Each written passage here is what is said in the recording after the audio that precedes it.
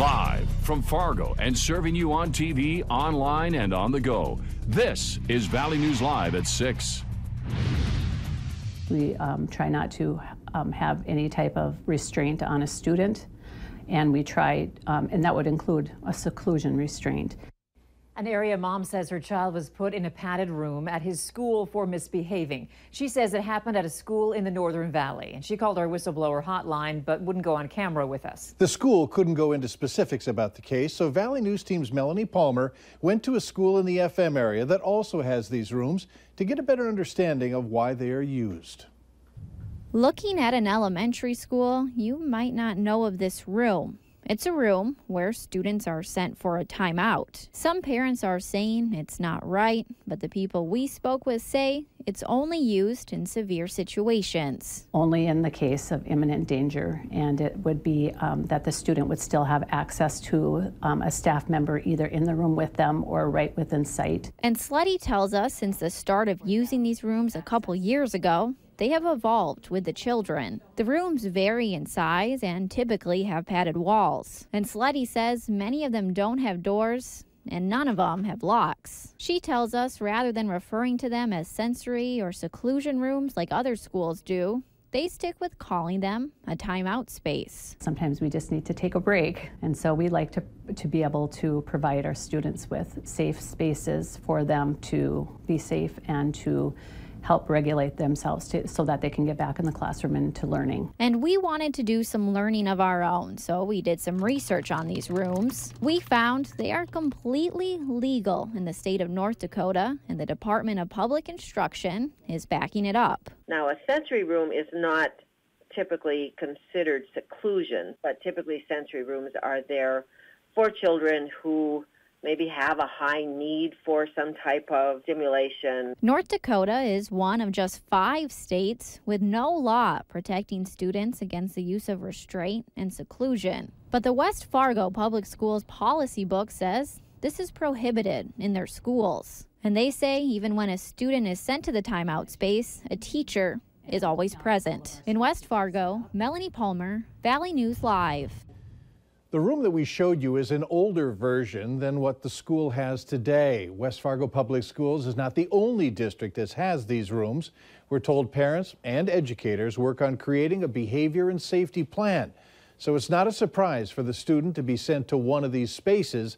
And what it comes down to is the Department of Public Instruction has a set of guidelines, but implementation happens at the local level, leaving it up to the school. As we mentioned, this story came to us through our whistleblower hotline. And remember, if you need help with a serious issue in your community, call 701-237-6576 and leave your tip. We'll do our best to get to the bottom of it. Officials with the West Fargo Fire Department believe a mechanical failure may have caused a large fire outside of a fuel storage tank Sunday. West Fargo Fire Chief Dan Fuller says while Magellan Midstream Partners is still investigating the cause, an issue with the piping and pump system of the tank may be where the blaze started. West Fargo officials said that the black cloud from the fire was not dangerous, although there was a hazard for people with prior health issues who were passing by. Whether you were going to work or coming home, today's travel conditions have been challenging. I know I was out there this morning. The driver of this car escaped injury, but couldn't avoid the ditch along I-94 in Fargo. The 3 to 4 inches of snow provided a soft cushion for unfortunate motorists. And for homeowners, the light white powder was easy to shovel or remove with, as that gentleman has, a snowblower. Let's go to Hutch to find out about our improving conditions. Hutch? Well, improving conditions on the sky as we're seeing clearing, and we're looking now live at our new Storm Team Skycam Network view from the South Dakota border at Dakota Magic Casino. Beautiful sunset, orange sky there, light wind, and temperatures will be cooling off quite quickly as we go through the evening hours. The wind is going to increase towards daybreak out west, and therefore we have not a winter weather advisory, but a wind chill advisory for our western counties. Our wind chill advisory out west for clearing skies.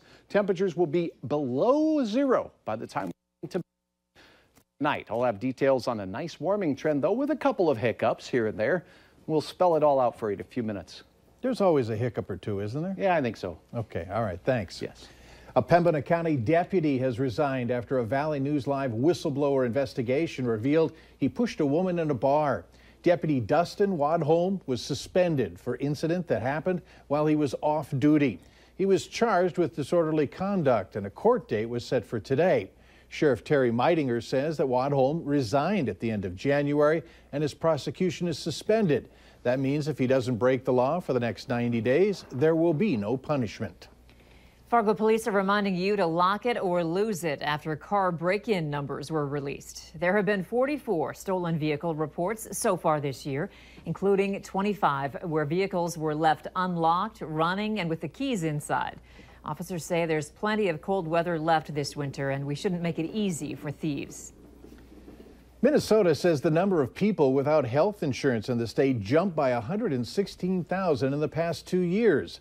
The State Department of Health says the uninsured rate rose to 6.3% last year, up from 4.3% in 2015.